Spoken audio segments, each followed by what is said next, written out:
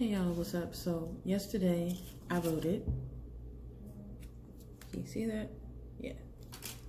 I voted and it was under the most ridiculous of circumstances. And what it did was it opened my mind and my eyes to how important these things are in general, but also to our culture, because I had no choice but to think about it in respects to our forefathers who had a hard time being able to vote, period. But it was just like, I was cold, I was wet, I didn't know it was raining. So I went figuring, okay, I'll be in and out, no problem. I thought the poll place opened at 7. They didn't open until 10. And so I was standing in the rain for 3 hours. Still didn't get to vote yet, just standing waiting for them to open. So I'm online, I have no umbrella. It's raining hard. I'm amongst the trees, and everybody that knows that when you're amongst the trees and it's wet or something, you getting hit even harder than the rain actually is. I got to a point where my feet were numb, my fingers were numb, but I was like, you know what? Even though this is very much so not ideal, I'm going to stand on this line. Why? Because I'm not coming back. I'm not. I know I'm not going to come back. I know that I'm not going to endure this again. The line has been horrifically long all weekend, all week. And that's why I went early, because I was like, oh, you know what? If they open at 7, even if it's 7:45, I should be okay. They opened at 10, which I found out after being online for almost an hour. Because I was like, all right, we're still on this line. I'm almost certain there's no reason why this line hasn't moved, and it's 30 minutes. They were not open. So I took the L and I stayed on the line, and I was amazed, honestly, because I was in between two people who had an umbrella. They saw me standing there in the rain and didn't even offer to help me. I've accepted a long time ago that everybody is not me, but there's been multiple times where I would see someone standing at a corner or something getting drenched and offer them my umbrella. Like, you want to stand under here? Which direction are you going? Because it's horrible out here, and I would give you my umbrella, but I don't have another one. If I had two, definitely would have gave the person my umbrella, because they deserve it. It's a lot of diseases going around, more than just corona, but corona too, and flu season is coming. If it's not already here, because they're giving out the vaccines already. So if a person is standing in the rain, no umbrella, they've been online just as long as you, so you know they gotta be drenched by now. Thank God. I thank God for protection, because my hoodie didn't get wet until about almost hour 3. So my jean jacket was able to hold up until like hour 3, and then my arm, I felt it going through to my skin. The water, the rain. My feet were getting restless, and I was like, okay, let me move around a little bit. My hands were frozen because it was cold, there was wind, and it was rain. So I put my hands in my pants pockets. Thank God I had pants pockets. And I put them in there to get myself situated, because I was not trying to have my hands freezing or whatever. But it was one of those situations where it was just like, okay, I am freezing, I am wet, I am tired, I am numb. This is probably not even a quarter of what people before me had to deal with. This is probably not even a decimal of what they had to endure, not even including the discrimination, the fight to vote in the first place, not even including the fight for your life, literally. And then I had to, and it was so interesting because the day before I had watched a video that Shaun King had posted about Mr. Otis, who was determined to be one of the first Black people to vote. And he had to walk 12 miles, 6 to the voting area and 6 back home to be rejected. And when he finally did vote, he got killed. His son, Mr. Otis Jr., said that he got killed in a car accident. But imagine you walk 6 miles to find out you're getting a no, to have to walk back 6 miles to be defeated, to see your children who are hyped, like, oh yeah, my dad is going to be the one, and you have to tell them, no, I didn't. But next time I'm going to do it. In addition to that, you have to deal with that level of defeat. Like, dang, I did all of that, prepared myself, and I still couldn't do it. But he made sure to,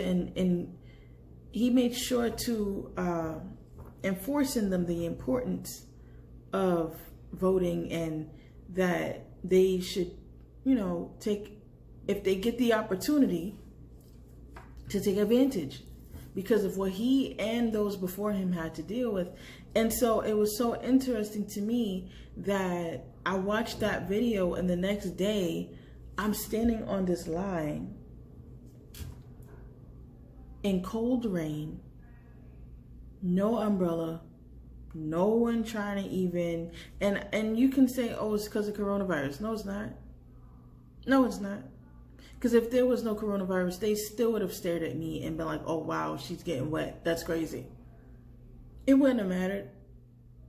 And then the funny part was this lady kept turning around, looking around everywhere that was in front of me, asking me, when are we going to vote? When are they opening? I'm like, 10 o'clock.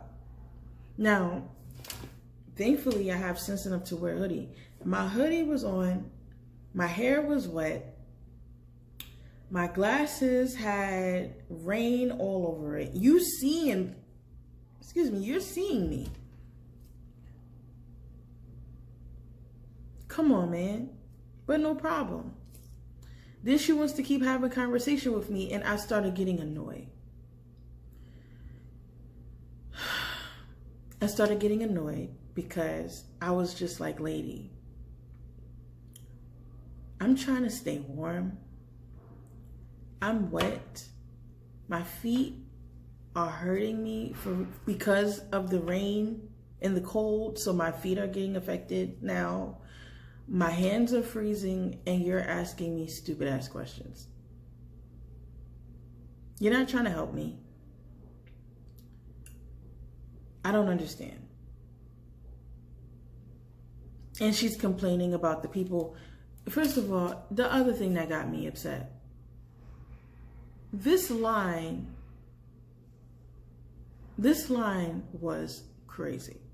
I was glad that I was glad to not have known that the poll opened at 10 o'clock. I was glad to have thought that they opened at 7, because by the time 10 o'clock hit, that line was, I don't even know how to even explain it, because we're all from different areas of the world. But those of you who have seen these lines, I was grateful for not knowing that the polls opened at 10. I was glad that I decided to go at 7:45. Yes, I was annoyed that I was in the rain. Yes, I was annoyed that it was 3 hours before I could even do anything. But I was grateful, because if I would have gotten there any later, who knows where I would have been on that line. And then it would have taken me even longer to get inside.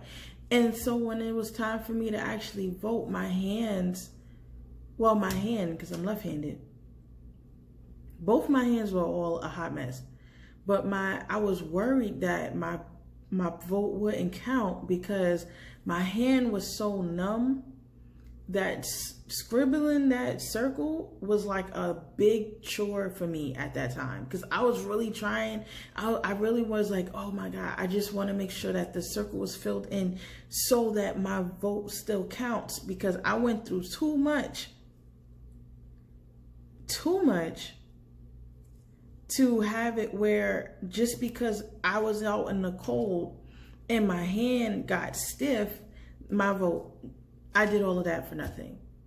So I really was trying to ensure that my bubbles were correct inside the thing, filled in all the way, like really trying, because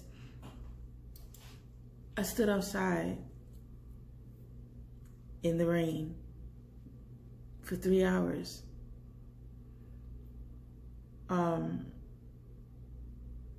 And there was a level of conviction in me for that, because I was just like, wow, there are people still alive and well now, and there are people who have died for me to stand in the line for 3 hours. People who were brutalized and attacked and all types of stuff that should not happen to people. Harmless, innocent people who lost certain things in their life, whether it be their life altogether or whatever it was, so that I could stand on this line for 3 hours in the rain, in the cold.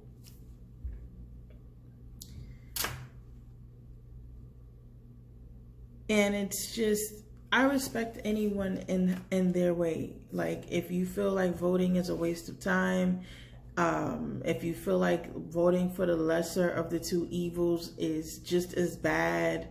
So if you feel that voting is a waste of your energy and whatever, I respect that.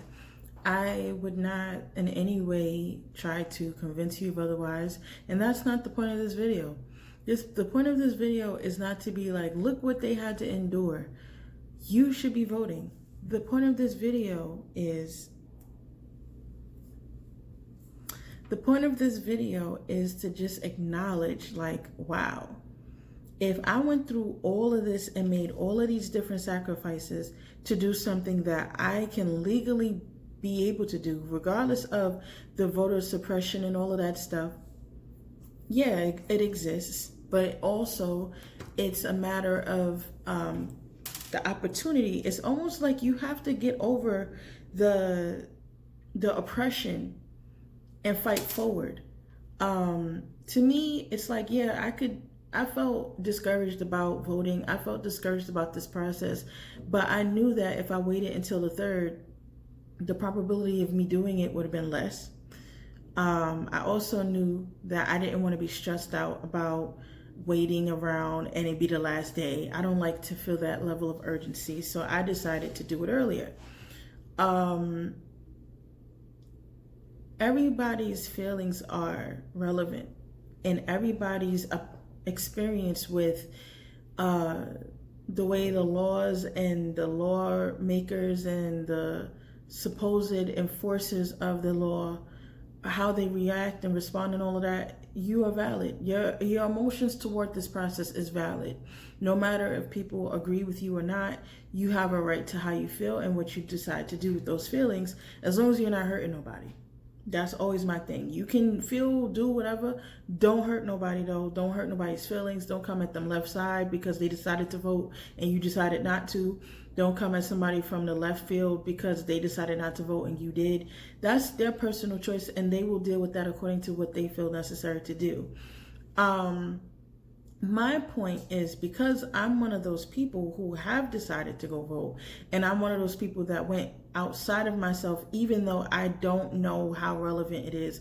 The fact that there were people who fought, died, went to jail, went on through all of these circumstances, had to stand out on lines and protest and everything, as those people, in honor of them, whether this is going to be, whether what I chose is chosen or not, you have no control over that.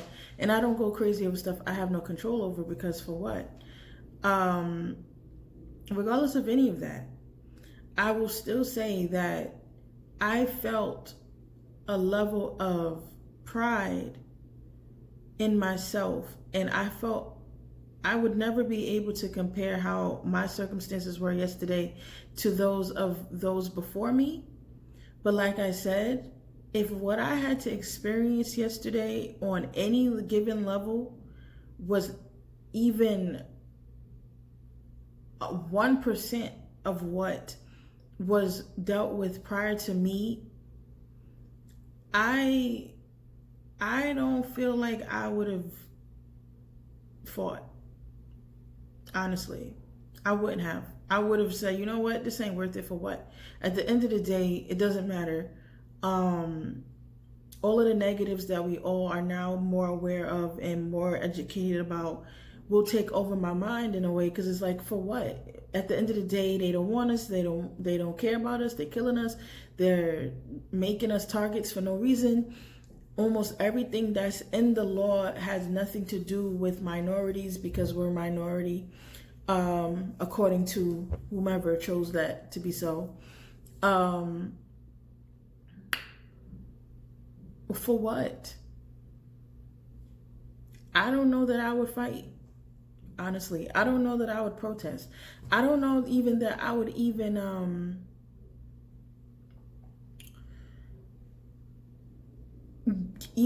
care to be involved in any of these processes. I really feel that I would have been like, for what? I'm good on this. And I would probably be one of the few or one of the many who, even in this day and age, have decided voting is stupid.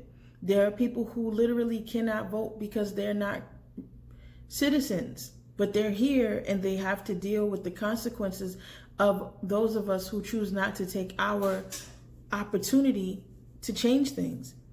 The thing about it is, when you don't vote, you are affecting those who can't. Not only children, but grown people who can't vote because of their citizenship status. What you choose not to do as a citizen will affect those who are not citizens, because whoever goes into the office can pick and choose what happens to them, as we have seen in Mexico, and those children and those families. Whomever voted for who is in office, and however the electoral board has elected, is responsible for those children dying and those women getting forced hysterectomies and all of that stuff. Why was that in place? Because of who was voted into office. No matter who voted for what, that person is there, and what their criteria is for what they want for this country to look like and how we interact with the world is voted in. They didn't take over. They're not dictators, even though it seems as if that's the route that wants to be taken. That is not what it is. They were voted in, or the people chose not to vote, so they were voted in. However it works, they were voted in. No matter what the criteria was, what the purpose of, whatever. They were voted in, and because of those votes, there are people who are in hell right now on earth. Innocent bystanders going through hell right now because someone decided that what was promised is more important than what is right. Everybody's scared about taxes going up. Taxes been going up. I have been struggling from taxes since I started working. And whether it was the favorite of the presidents or not, I'm still barely surviving because of taxes coming out. I can't even claim things that I used to be able to claim because of this presidency, which would help me with my income tax, with my tax returns. But I can no longer claim those things because of who's in office. We're not talking about that though, because when prior presidents were here, we were able to claim particular things in our regular lives that we no longer can. It's no longer considered for a tax. Even though you are putting it, you're doing it, it doesn't matter. So if everybody's afraid of their taxes being erased or whatever, how about the fact that I can no longer claim my transportation? I gotta go to work. I gotta go to and from work every day. I used to could claim that. Under this presidency, I can't. And I'm spending a lot of money to go and come back from work. That's an expense. That's not easy to do. But can I claim that now? No, I can't. Have I been able to claim it since this presidency? No, I have not. Why? Because the person in office doesn't see that as something to be considered. But everybody's worrying about a tax being raised. As far as I'm concerned, I've been struggling with taxes since the beginning of my time of working. So what are you so afraid about if when you're in the middle class, you still have no choice but to suffer? Period. So I'm not worried about that. I'm worried about the fact that I'm being forced to have health insurance, and if I don't, I have to pay money for it. But guess what? What if I can't afford it? I can't even get my tax return because they needed proof of my health insurance. But you're removing Obamacare. You've been removing it since you got there. Yet I'm still not able to get my tax return because I didn't prove I had health insurance. So, if my experience yesterday was anything close to what my forefathers had to endure, not even talking about slavery, just talking about going to the vote, going to the polls. We don't need to go as far as slavery when we've been dealing with this aspect of things for how many years? 70, 80 years. If we talk about, because everybody's like, oh, y'all always talk about slavery. I don't need to talk about slavery. I could talk about yesterday. I could talk about 2 years ago. I could talk about today. And it still will be referred back to that time. Why? Because it's still happening. When I read Frederick Douglass's narrative, he was dealing with stuff that we are still dealing with, and he was alive in the 1800s. Yes, he was a slave, yes, but people protesting because they don't want black people to take over a field that they feel if they got taken over, they would be kicked out, which we're not that type of people to kick anybody out. Protested long enough that the free man had to give up his skills and his job because it was a threat that we would take over. Is that not happening right now? Yes, it is.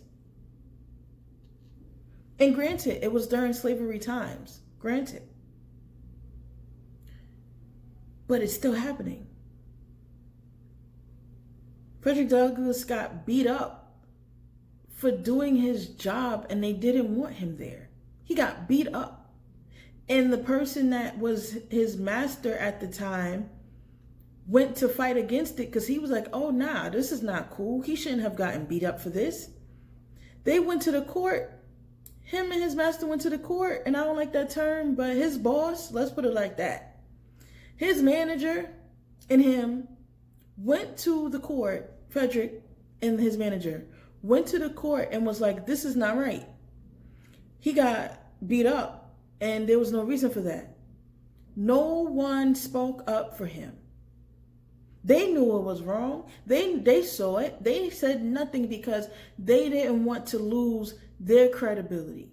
They didn't want to be considered an abolitionist, which was a curse word at that time. So they allowed him to get beat up to a pulp, almost lost his eye, because he was doing the same job they were doing, and they were mad about it. Is that not happening right now?